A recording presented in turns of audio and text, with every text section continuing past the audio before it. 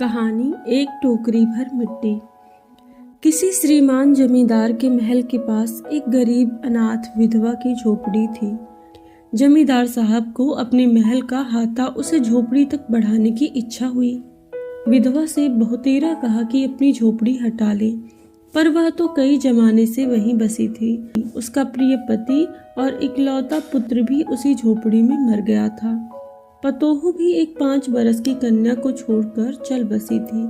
अब यही उसकी पोती वृद्धा काल में एकमात्र आधार थी।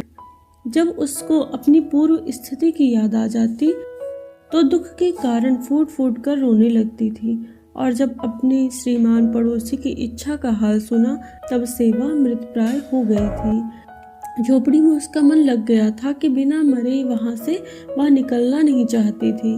श्रीमान के प्रयत्न निष्फल हुए तब वे अपनी जमींदारी की चाल चलने लगे। बाल की खाल निकालने वाले वकीलों की थैली गरम कर उन्होंने अदालत से झोपड़ी पर अपना कब्जा कर लिया और विधवा को वहां से निकाल दिया। बेचारी आस पड़ोस में कहीं जाकर रहने लगी। एक दिन श्रीमान उस झोपड़ी के आसपास टहल रहे थे और लोगों को काम बतला रहे थे कि इतने में वह विधवा हाथ में एक टोकरी लेकर वहां पहुंची। श्रीमान ने उसको देखते ही अपने नौकरों से कहा कि इसे यहाँ से हटा दो, पर वह गिड़गिड़ा कर बोली कि महाराज, अब तो यह झोपड़ी तुम्हारी हो गई है, मैं उसे लेने नहीं आई हूँ।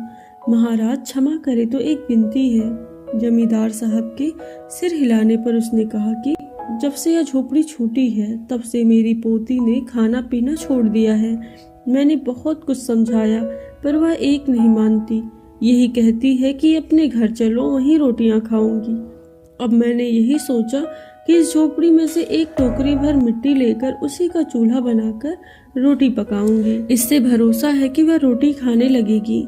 महाराज कृपा करके आज्ञा दीजिए तो इस टोकरी में मिट्टी ले आऊं। श्रीमान ने आज्ञा दे दी। विधवा झोपड़ी के भीतर गई। वहां जाते ही उसे पुरानी बातों का स्मरण हुआ। उसकी आंखों से अश्रु की धारा बहने लगी। अपने आंतरिक दुख को किसी तरह संभाल कर उसने अपनी टोकरी मिट्टी से भर ली और हाथ से उठाकर बाहर ले आई।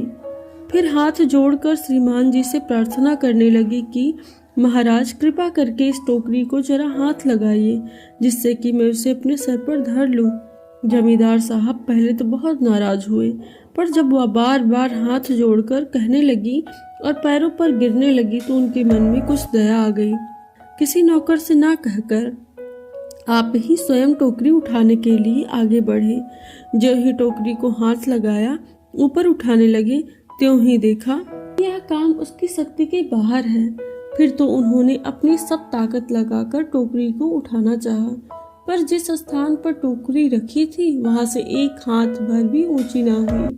वह लज्जित होकर कहने लगे कि नहीं, यह टोकरी हमसे ना उठाई जाएगी। यह सुनकर विधवा ने कहा, महाराज नाराज ना हो, आपसे एक टोकरी मिट्टी नहीं उठाई जाती, और झोपड़ी में तो हजारों टोकरियां मिट्टी पड़ी है। उसका भार आप जन्म भर क्यों कर उठा सकेंगे? आप ही इस बात पर विचार कीजिएगा। जमींदार साहब धन पद से गर्वित होकर अपना कर्तव्य भूल गए थे, पर विधवा के उपरोक्त वचन सुनते ही उनकी आंखें खुल गई। कृतकर्म का पश्चाताप कर उन्होंने विधवा से क्षमा मांगी और उसकी झोपड़ी उसे वापस दे दी। धन्यवाद।